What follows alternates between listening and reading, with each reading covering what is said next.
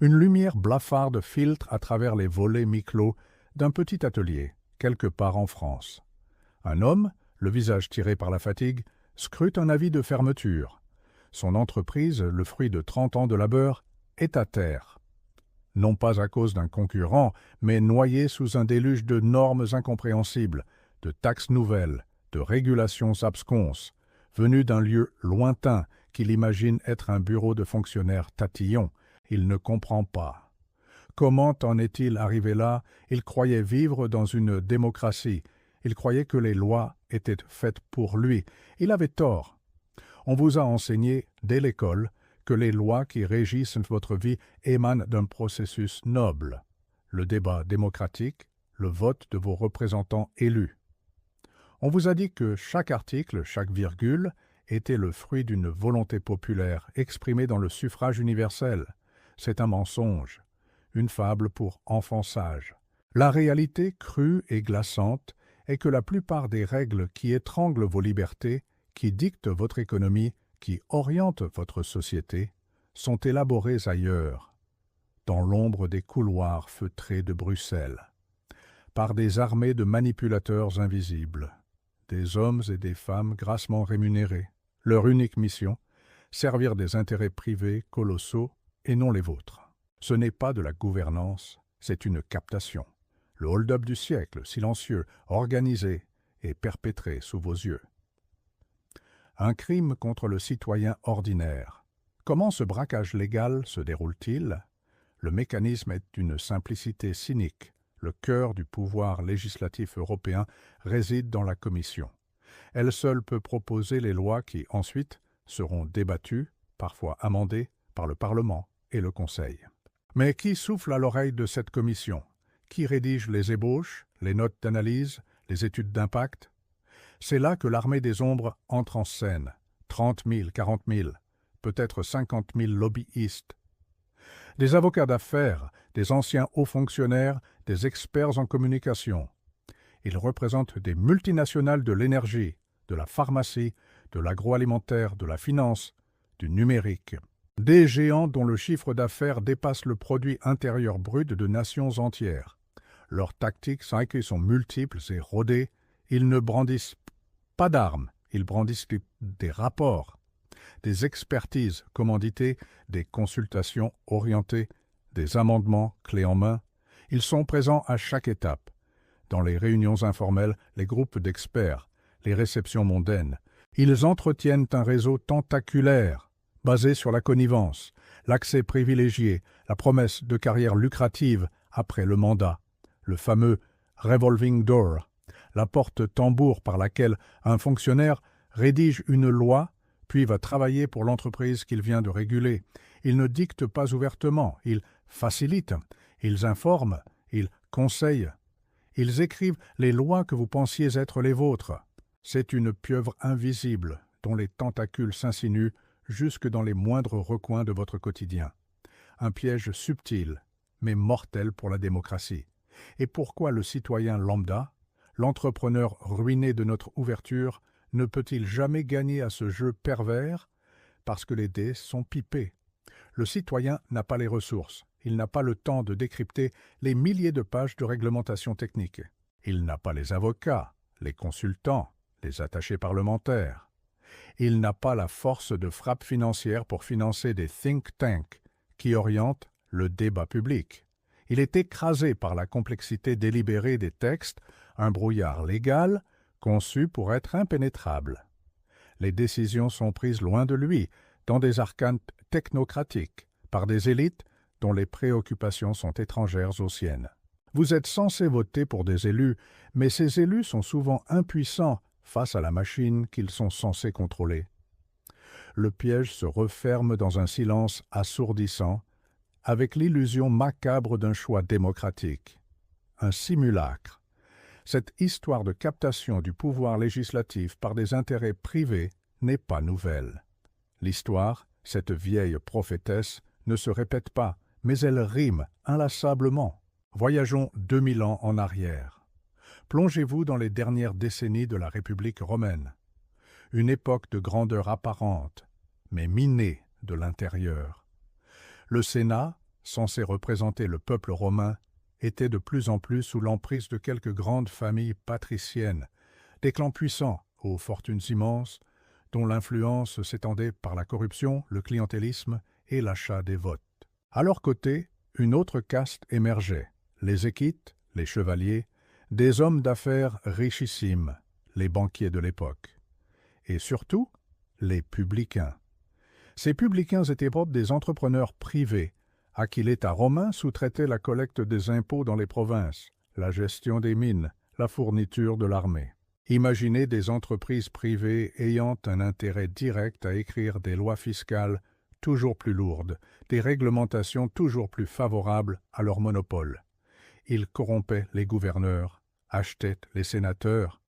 Ils dictaient les politiques commerciales de Rome, non pas pour l'Empire, mais pour leur propre enrichissement. Ils détenaient les leviers économiques et politiques. Le point de rupture fut atteint lorsque la République, submergée par cette corruption systémique, cette captation des institutions par l'oligarchie, ne put plus servir le peuple. Les frères Gracques, au IIe siècle avant Jésus-Christ, tentèrent des réformes agraires pour redistribuer les terres accaparées par les riches. Ils furent assassinés. Le message était clair. Ne touchez pas aux privilèges de la caste. La dilution du pouvoir populaire au profit des factions et des intérêts privés fut totale. Les lois agraires corrompues, la mainmise sur les provinces, pillées pour l'enrichissement de quelques-uns, l'incapacité de l'État à servir le peuple, à garantir la justice, ouvrit la voie à la dictature. Le peuple désabusé chercha alors son salut dans des hommes forts, des généraux victorieux comme Marius, Sylla, puis César. L'Empire était né sur les cendres d'une république dévorée par ses propres élites corrompues. Les conséquences humaines furent une tragédie silencieuse. Les petits propriétaires terriens, colonne vertébrale de la société romaine, furent spoliés de leurs terres, ruinés par les dettes, obligés de vendre leurs parcelles à de grands latifundia appartenant aux riches patriciens. Ils affluèrent vers Rome, grossissant les rangs d'une plèbe urbaine misérable, dépendante des distributions de blé et des jeux du cirque. La richesse se concentra entre les mains d'une poignée, tandis que la masse s'enfonçait dans la pauvreté et la misère. Le ressentiment monta. Les révoltes d'esclaves, comme celle de Spartacus, éclatèrent. Mais surtout, le lien de confiance entre les citoyens et leurs institutions fut brisé. Le peuple ne croyait plus en la République, devenu l'instrument de sa propre oppression. Il était prêt à échanger sa liberté contre la promesse d'ordre et de pain offerte par n'importe quel tyran charismatique. Un prix terrible pour la faillite des élites. Aujourd'hui, le miroir de l'histoire nous renvoie une image troublante, presque identique. Les patriciens et les publicains romains, avec leurs réseaux et leurs fortunes, ne sont-ils pas les multinationales et les cabinets de lobbying d'aujourd'hui? Les couloirs feutrés du Sénat romain, où les décisions cruciales étaient apprises loin des clameurs populaires, ne sont-ils pas les couloirs du Parlement et de la Commission européenne? Le mécanisme de la captation, de l'influence souterraine, de la subversion démocratique est un calque presque parfait. Seuls les costumes ont changé, les toges ont été remplacées par des complets cravates, les parchemins par des présentations PowerPoint. Mais la nature humaine, elle, reste immuable. Le désir insatiable de pouvoir et de profit aussi. Les signes avant-coureurs de cet effondrement de la souveraineté populaire sont partout, flagrants pour qui veut les voir. Regardez les lois environnementales, vidées de leur substance sous la pression des industries polluantes.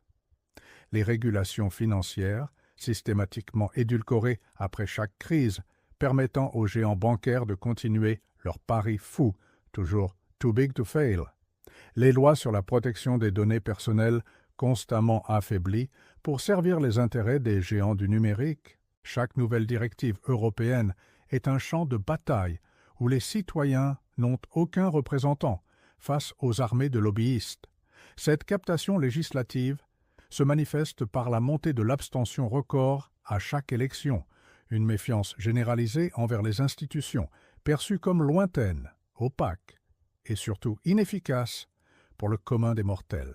Elle alimente la colère sourde, la résignation. Elle est le terreau fertile du populisme, non pas comme une solution, mais comme un symptôme criant de ce déni démocratique.